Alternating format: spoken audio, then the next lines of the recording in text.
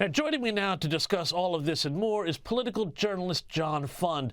John, I want to ask you right off the bat of this interview, Joe Biden has, for a second year in a row, declined to do a Super Bowl interview.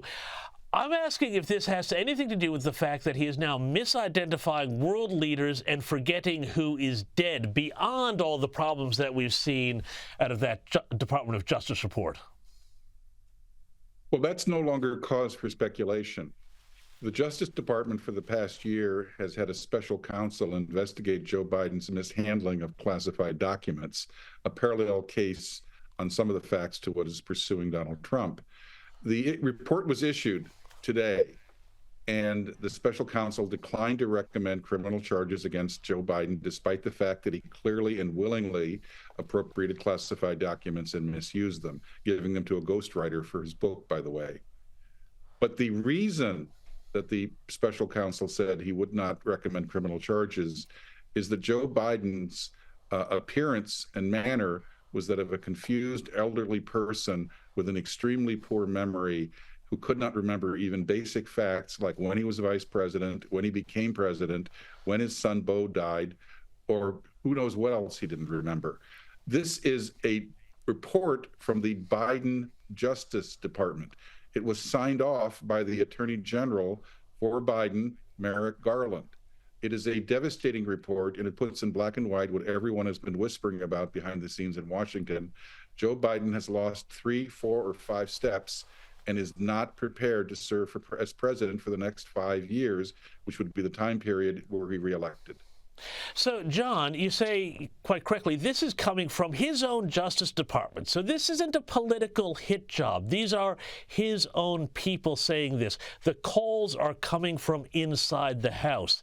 Is it time to invoke the constitutional provisions that allow for a president to remove himself or be removed from office if he is physically or mentally incapable of going on with the job?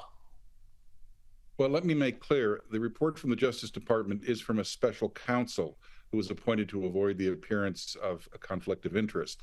But the special counsel was appointed by the Biden Justice Department and frankly has bipartisan track record.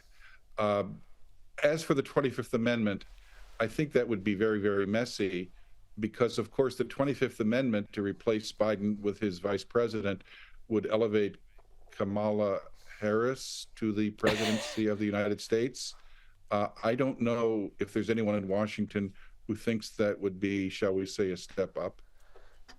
Yeah, indeed. But, we're seeing also politically that if Joe Biden goes to November as the candidate, the Democrats have another problem. He's hit another new low of 37% in his approval rating in the latest NBC poll. Those pollsters are warning that the results show, and this is NBC saying, quote, a presidency in peril. It also has Trump leading by 5 in the overall general election. Are panic stations, what are you hearing, John? Are Democrats at absolute panic stations now about the future of this presidency and the election?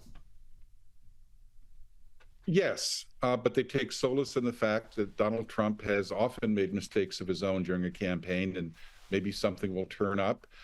Maybe the social media networks will gear up their censorship programs and try to block messages even more than they did in 2022.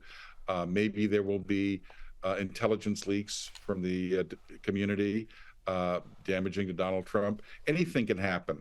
But for right now, they're stuck because they are a host of ambitious Democrats who would like to be the presidential candidate, but there's not an obvious way to both convince Joe Biden to step down and to convince Kamala Harris that she should do something for the good of the party and not run. So, John, talk me through who would be, we know Gavin Newsom obviously is a very leading contender for that sort of thing, although California is a disaster area and doesn't really speak well to his own administrative abilities. Who would be some other Democrats that we should maybe be keeping an eye on and looking at as potential people who would want to step in if things continue to get worse? Well, the curse of identity politics, which is now gripping the Democratic Party, is this.